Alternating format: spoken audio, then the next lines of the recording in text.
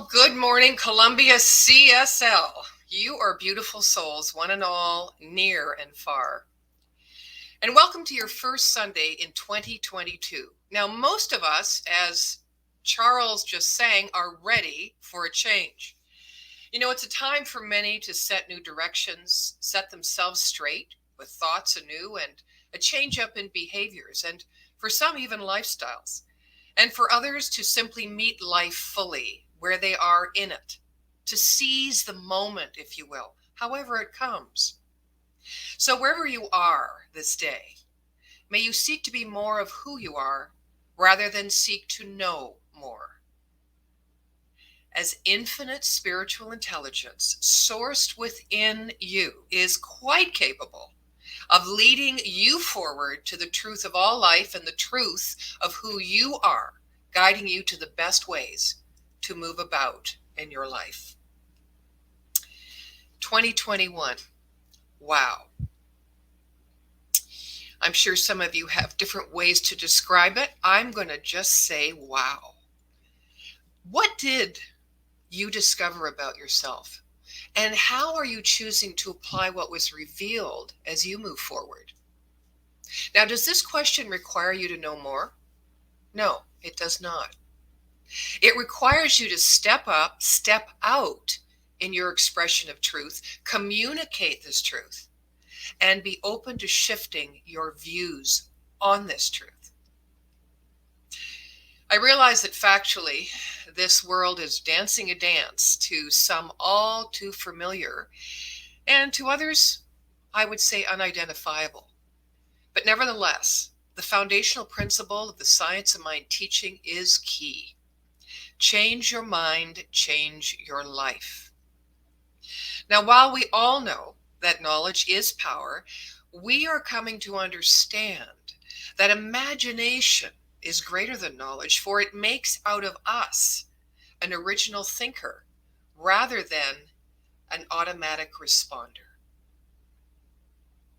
When we cease to rein in our imagination through resistance born from thoughts of nonsense, we begin to open and allow the source of all supply, the spiritual intelligence we were born from and with, become the light at the end of our tunnel. You know, our soul's hunger and thirst for deep intimacy with life, fuller expression and therefore experience with the nature of God, as peaceful, joyful, harmonious states of being, becomes everything that really matters. This is the spiritual seeker's quest, one in which we all share, no matter the diverse labels we place on faith traditions. Can we enter into this new year from beginner's mind, not needing to lead with knowledge, not attaching our identity to what we know, but rather how we choose to be? I know nothing. Don't they say that? The more I know, the less I know. It's a little different. We're stating right at ground zero, I know nothing. Why? Because what I am is not predicated on a state of knowing. It is predicated on a state of being from which knowledge is attained. Eckhart Tolle said, become at ease with the state of not knowing. This takes you beyond mind, because the mind is always trying to conclude and interpret. It is afraid of not knowing. So when you can be at ease with not knowing, you have already gone beyond the mind. Now, some might say, well, why would I want to do that? When he speaks of going beyond the mind, he's speaking of the thoughts of our individual minds, right? The knowledge part of our mind. And he is suggesting we move into the vastness of potential in the storehouse of the one mind. So we begin this month of January, exploring the theme, Living Everyday Wonder. And I would like us to consider the value of the idea that we know nothing. Because if we don't know anything, then obviously the next question comes to us, well, then what if? If I have nothing to hold on to grasp onto, to recite, to fall back on, then what? So what if? Today also marks the tradition of reviewing the Introduction of the Science of Mind text, which addresses these four concepts: the thing itself, what it does, how it works, and how to use it. Its author, Dr. Ernest Holmes, states that there is a power for good in the universe and we can use it. So let us walk together in this review over this month and gain new insights as to how to learn to move into a state of being and let it use us. In these recent days that we've experienced between the holiday of Christmas and New Year's, our addled brains hopefully took advantage of the opportunity for a much needed rest. The most powerful somethings emerge from a space of no thing. Like the empty rice bowl, often referred to in Eastern philosophies, it is a space left empty for the Tao to fill. We also say God does not know a void. Right? If we let it in, it will be there. The empty rice bowl is what in Zen Buddhism is referred to as the beginner's mind, when ideas and images from the past are let go, thus making way for synapses and connections in the present that would not otherwise be possible. Be ye as a little child is much the same concept, with the consciousness of children so powerfully present because they have no past to drag along with them. They know that they don't know, which makes them what? Teachable. So having a beginner's mind is akin to becoming an original thinker and asks of us to live more intimately with our state of being than with our fixation on the need to know. It is a prime opportunity for us to make sense of the chaos and challenges of 2021, which serve to untether us from who we believed we were and establish in mind who we choose to be. Who are we becoming asks us to be nimble, flexible, curious, and innovative. Knowing how everything can shift at a moment's notice, we are aware that there is a point to planning and also a point to unplanning. What transpires in the space between these two choices is the renewing of mind through awakening to everyday wonder and to a malleable substance we call God, waiting for our inspiration to form. Now, to start with Dr. Holmes' thoughts on the thing itself, the workings of the unseen and unknowable, variously called mind, spirit, first cause, being, or God, would set a good intention and a good brick and mortar foundation upon which to live more curiously, to be able to ask what if at any point. As we study the thing itself, the first chapter in the Introduction of the Science of Mind text, we see that oneness, wholeness, completeness, and infiniteness is the quality of existence. And therein lies the cosmic assurance of corresponding effects within our own individual worlds of choice. The power of thought is a natural principle. All of us share unlimited access to mind, the infinite curative power of the universe. And that power, a natural law, can operate only through our minds. It is obedient to our expectations, and it manifests exactly as we think and believe. So if you want to change any condition in your life, then give the law new instructions, wrote Ernest Holmes. Through affirming and accepting the innate excellence of any circumstance, we can channel this generative energy. Our individual welfare rests neither in our luck nor in our hands, but in our minds. So what's going to shift us? It's a much more evolved state of consciousness, a shift in our thinking that takes us beyond our mind, as Eckhart Tolle said, in which houses the judgment, the blame, the fear, and the negativity that stands like shadows before the light. Desmond Tutu, South Africa's Nobel Peace Prize winning activist for racial justice and LGBTQIA rights. He was a retired Anglican Archbishop of Cape Town. And as we all know, he died at the age of 90. And he died on Sunday, December 26th, 2021, which was the first day of the celebration of Kwanzaa. An uncompromising foe of apartheid. South Africa's brutal regime of oppression against the black majority. Desmond Tutu worked tirelessly, but non-violently, for its downfall. In July 2015, Tutu renewed his 1955 wedding vows with his wife Leah, and they were surrounded by their 4 children. He said, "You can see that we follow the biblical injunction. We multiplied and we were fruitful." But all of us here want to say thank you. This is him speaking to his congregation. He said, "We knew that without you, we are nothing. Without the infinite intelligence, the source back of all creation, whispering or shouting in our ears, we knew nothing and we are nothing."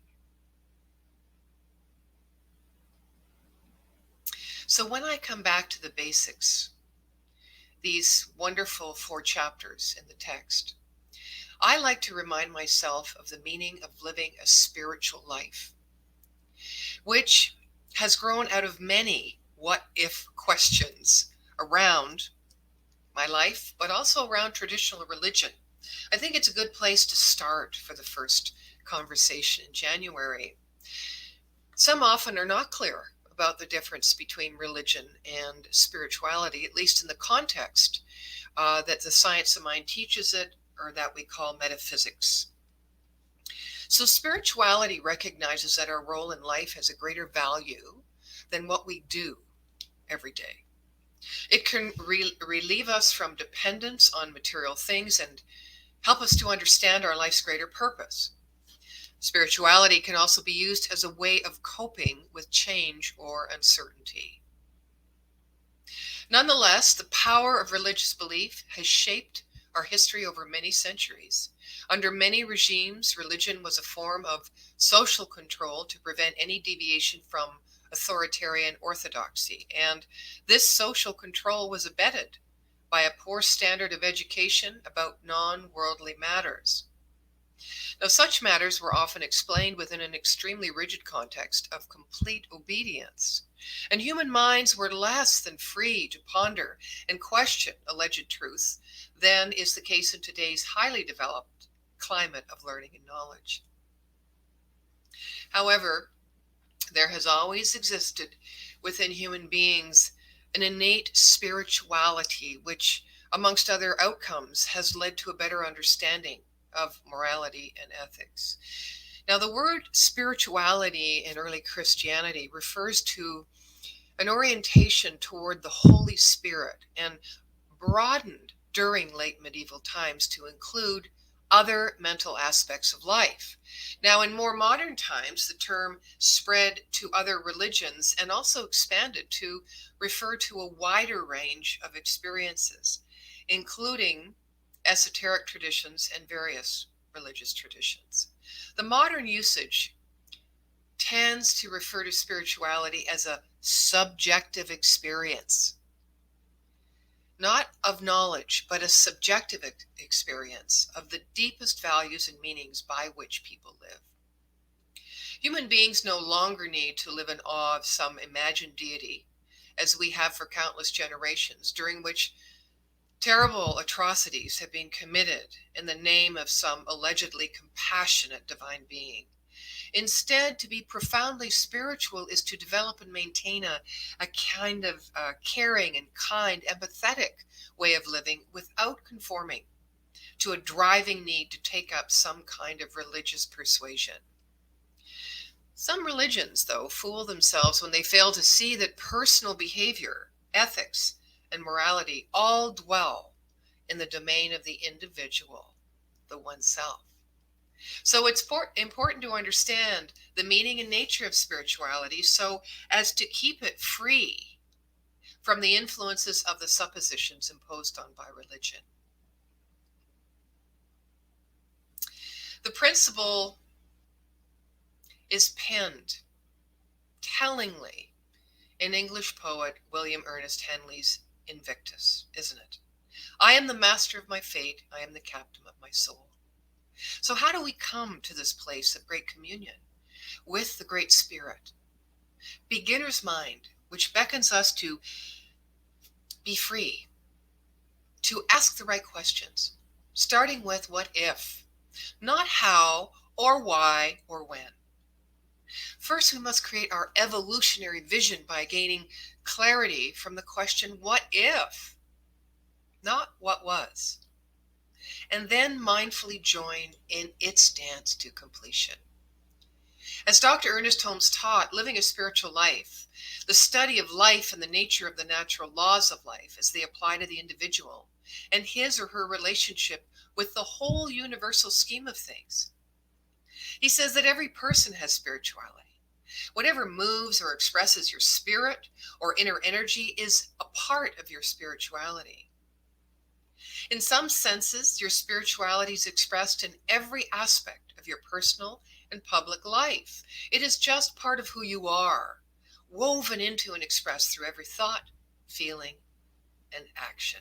Now, there are many definitions of spirituality, and any of them can be helpful in understanding this important yet often mysterious part of life. Ultimately, none of them captures the whole reality, but what becomes clear is that spirituality has these core elements. Firstly, finding or making some kind of meaning in your life. Everyone deals with issues such as identity, suffering, and hope. And what makes such issues spiritual is that they raise questions about the meaning of life in general, and our life in particular. Our spirituality is shaped by the answers that we give to these questions. Secondly, learning to live in relationships. Ah, yes. Consider your relationships with yourself first, with others, with the natural world, with the human-shaped world, and with the transcendent dimension.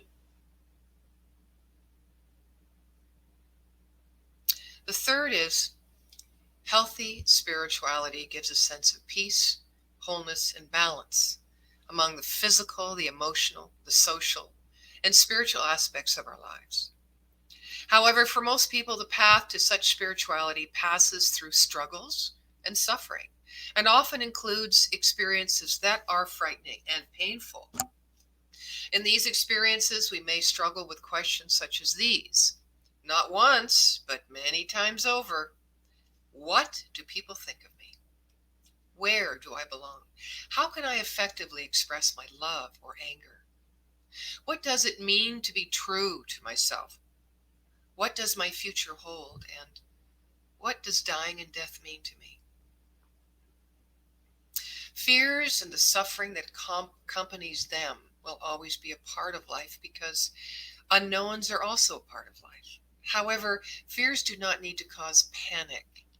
They can be viewed as invitations to open ourselves to the resources and depths of our spirit, to the support and love of others who are also struggling to live meaningful and purposeful lives, and to the larger spiritual realm that is beyond our mind, beyond us. Opening ourselves in this way can help us to live with hope, meaning, and purpose, and inner peace in the midst of whatever circumstances we find ourselves in. And remember, evolution never tarries backwards, and we cannot be pulled back now. There is nowhere to hide from the power and presence of the one life, which fuels our very breath, our every thought, and is right alongside our every question. Albert Einstein once said the important thing is to not stop questioning. Curiosity has its own reasons for existing. So what's to be done with questions that seem too weird to ask, but still come to us at the night when we're trying to fall asleep? That's right. These are the most interesting ones. So what if, with a beginner's mind, we lay down our yeah buts, align with the nature of the thing itself, and springboard into expansive, unlimited living? What then? Asking questions, the deeper questions, can be motivated by fear, but also by our innate sense of curiosity on the path to self-actualization. Some ask questions silently in contemplation, during communion with nature, or in spiritual practice. And some just ask out loud a lot, all the time. Know anyone like that? I've never had children, but I've been around more than my share. And inquisitive, imaginative, creative thinkers they are, I'll say. I remember being in a retreat weekend with Neil Donald Walsh, who wrote Conversations with God. And one of the processes he used was asking the question, what would happen? What if? What would happen then? He would zero in on one person and use them to make his point, which was that whenever the person answered the question, what if, Donald would repeat, I hear you, and what if? This would lead the person to uncover deeper truth, the deeper truth of their action or behavior, and ultimately their belief pattern that had them live their lives automatically, not spontaneously. So what if we admit we know nothing?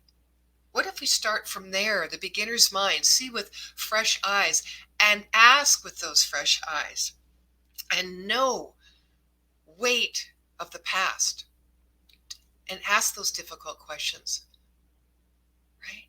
What if we do that and nothing changes? Is that possible? No. As consciousness is both involution and evolution, so you can't have one without the other. This is the true meaning of embodiment, which only happens when outward expression is intentionally implemented within mind. I know that living from a state of being asks us to admit that we do not know, and can make us feel out of step, out of balance, and more beside ourselves than we can remember. But remaining truly beside ourselves, moving from the idealized self to the real self, or the state of knowledge to the state of being in which knowingness is intuited and guided, is present mind awareness. And it brings to us the acceptance and gratitude and the stability within the connection of all things seen and unseen. Now, when we choose the spiritual path, oh my, it's strewn with attainments of certain ideals, such as nirvana, enlightenment, spiritual transcendence, and the like. The actual state of being sought after refers to a perceived experience of the sacred that affects our perception, self-perception, our feelings, our goals, and ability to transcend our difficulties. We can get so caught up in seeking, but it's good to remember that it is in this moment right now which exists the infinite creative power waiting to be expressed. We needn't reach for more knowledge to make it so. We only need to activate the law of mind with clarity of intention and mental resolve. Living everyday wonder in this state of being is natural. Curiosity, awe, spontaneity, playfulness, and adventure is what takes us to the real self, where intimacy and harmonious oneness with life is the logical sequential outcome. Is curiosity cultivated by thinking outside the box? Well, many would say, yes. I say, heavens no. 'Cause your measurement is the box. It is moving from a new thought to us and the courage to take action toward it into no thought. It is moving from new thought into no thought, increasing our space for no thought, ever opening to the divine guidance of our innate spiritual intelligence. So what if we keep advancing on the path of right consciousness, releasing us from the self-created prison of limitation? What does a new year really mean to us then? It certainly doesn't mean bringing our old self forward with a dash of more optimism and hope than seconds before the clock struck midnight on December 31st. What if a new year means giving in to our divine urge, as Dr. Holmes refers to it? He says there's a divine urge within everyone to know more, to be more, and express more. And I have found that this thing we are searching for is the thing we are searching with. He continues to say, out there in the vast reaches of outer space, and here in the equally vast reaches of inner space, everything is in order. Our task is to begin to understand that the universal mind is resident everywhere, that thing itself, and also of necessity within us. Our prayer is that the truth be made known, that it cannot fail to be revealed. Holmes said that the divine creative urge within us, the thing itself, is the miracle. Now, I know it is not easy to welcome in the darkness, to even seek it, the mystery, nor is it that easy to welcome in the light, even when we find it. But nevertheless, we are born with a compelling divine creative urge to scour the ends of this earth and of our soul, trying to satiate that hunger. But still we shall never feel quite full enough, because life is infinite potential becoming. So what if this new year we had the same willingness to radically let go our idealized self as did Jesus in his willingness to die so that the kingdom may come? What if? Well, we would live out our vocations as royal persons, awakening others to their royal personhood. Jesus said those that save their life shall lose it, and those that lose their life shall save it. So the decision to don our evolutionary cloak of vision and our capacity to traverse into the unknown has already been keyed into our DNA. And with the understanding of the thing itself, this omnipresent, all-loving, infinite creative intelligence that not only says yes to our direction, but supports us every step of the way to become love, well then, I say we are indubiously poised for the mystic crystal revelation in this continuing age of Aquarius and our mind's true liberation. And in this state of being, our mind's openness, I invite you to listen to the reading of the Columbia CSL New Minister Sacred Covenant. There is only one life. This life is good. This life is God. This life is my life now. In knowing that I am one with this life that is God, I therefore know I am one with all of its blessed expressions, which includes the presence of a new minister for my beloved spiritual community. Because I know the highest purpose of my new minister is to express God, I therefore know that my new minister is a revelation of God as love. I further know that my new minister is the fulfillment of that which has been promised by God, for it is written, wherever you are, whatever you do, be love. As I stand in agreement with my beloved community, I see my new minister revealed before me as a gracious expression of divine love, wholeness, and light. I now intend to experience my new minister in full cooperation and agreement with my community, knowing this truth about myself. 4, I am inspired to live and love each day with God as my source of inspiration. I am awakening my understanding of my divinity and the divinity of all. I am demonstrating the truth, wisdom, and wholeness of God. I am being an example of caring, acceptance, and generosity in our community and beyond.